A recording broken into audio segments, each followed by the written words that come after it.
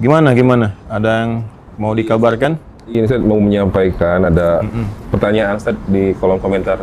Kolom YouTube, komentar. Ustaz. Jadi baca-baca Ustaz dikit-dikit Ustaz. Jadi Antum tuh gimana? Orang baca buku, antum baca komen. Ya gimana? Ustaz, penasaran. Jadi ada pertanyaan nih dari satu jamaah Ustaz di YouTube. Ya. Pertanyaan kayak gini Ustaz.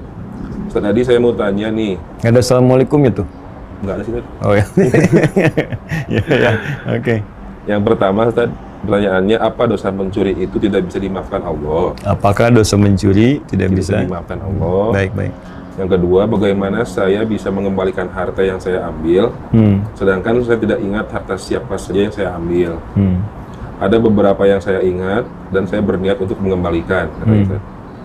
Yang ketiga, yang terakhir, apakah boleh saya mengembalikan harta tersebut tanpa sepengetahuan orangnya? Contohnya saya kirim pakai ATM gitu, Ustaz. Mohon jawabannya, Ustaz. Iya. Jadi begini. Pertama kita mesti bersyukur dulu kepada Allah Subhanahu wa taala bahwa ada satu dari sekian hamba Allah yang berkenan diberikan hidayah oleh Allah yang jalannya melalui pertanyaan tadi. Jadi saya itu kadang-kadang merasakan kebahagiaan tersendiri ya kalau ada jenis pertanyaan seperti ini. Artinya ada cahaya dalam jiwa orang tersebut yang membimbing dia itu untuk kembali baik. Jadi gini, kalau kita sedang merenung gitu ya, atau mengerjakan sesuatu, terkadang suka terlintas tuh di benak kita tuh. Bahwa dulu pernah salah, pernah begini. Nah itu sebetulnya petunjuk Allah. Hidayah. Ya, jadi rasa cinta Allah sedang ditanamkan pada seorang hamba, diajak dia untuk kembali pulang. Ya, balik ke jalan yang benar. Itu pasti semua manusia mengalami itu. Karena sifat Allah dengan rahman-Nya memberikan gambaran, bimbingan pada setiap hamba untuk berubah jadi baik sebelum dia pulang. Nah, cuma rumusnya kalau itu sedang muncul, cepat ambil. Ya, cepat ambil. Nah, karena itu kita doakan ya, semoga penanya dimaksud diberikan kekuatan jiwa, kemudian sifat istiqamah, sehingga bisa mengambil hidayah itu untuk kembali jadi baik. Sekarang kita masuk ke substansi pertanyaannya. Tidak ada dosa yang tidak diampuni.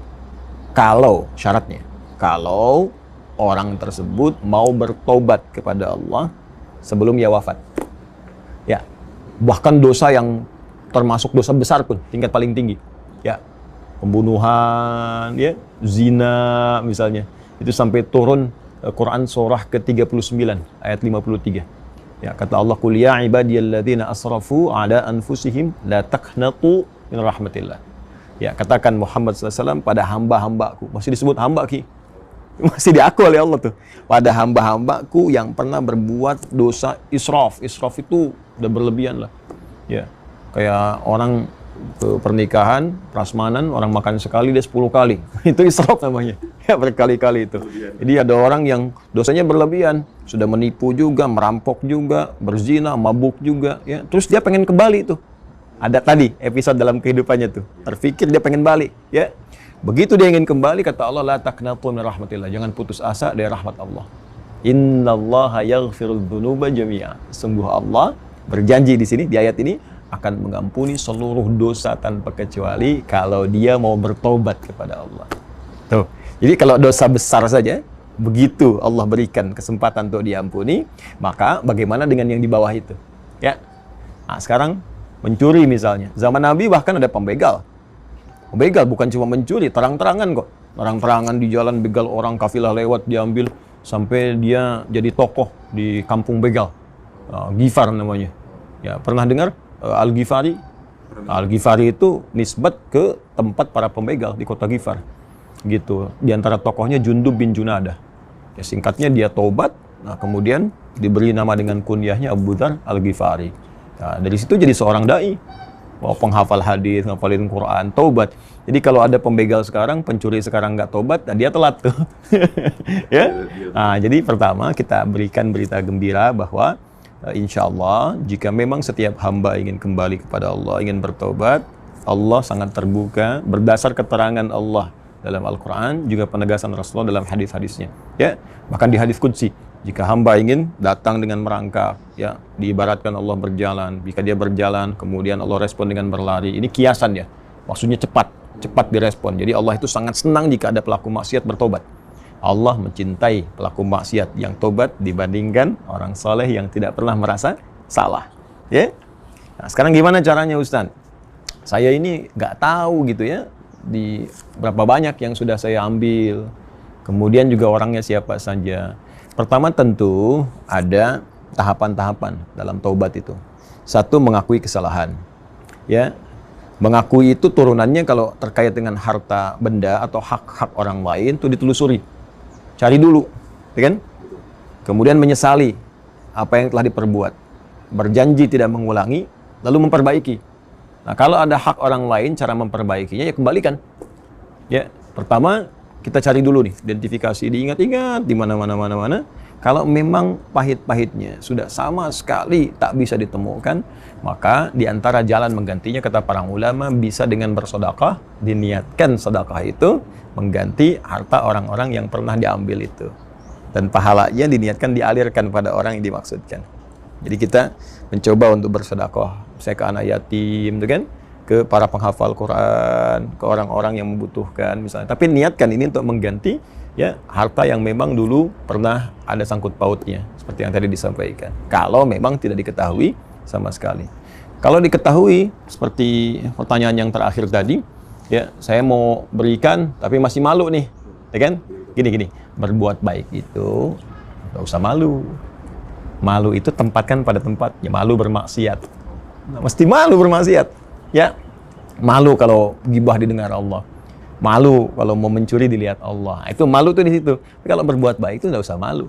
Ya, toh di awalnya saja karena setan memberikan was-was. Pada akhirnya akan terjadi keindahan. Ya, saling berpelukan, terus jadi akrab, jadi sahabat. Hanya memang sekarang bukan bicara masalah bicara atau tidak, sampaikan atau tidak. Sekarang teknis caranya, strategi dalam mengungkapkannya seperti apa. Kan bisa begini caranya. Misal, si fulan ngambil uang kawannya, ya kan? Tanpa diketahui, mencuri kan?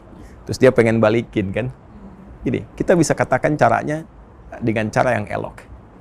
Bisa bertanya gini, contoh, Mas, menurut antum kalau ada orang pelaku maksiat mau tobat tuh, gimana pandangannya? Nggak mungkin dia jawab dengan jelek kan? Pasti dia jawab, oh bagus tuh, luar biasa tuh.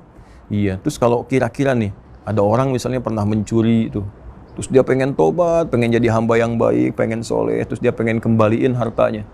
Nah, terus waktu dikembaliin itu, menurut kamu gimana? Bagus tuh, harus berani dia gitu. Tapi yang dikembalikannya tiba-tiba marah tuh. Kira-kira gimana? Dia kan, wah, nggak bener tuh, gini. Nah, kan udah dapat kan? Baru dari situ, saya ini banyak salah mengaku.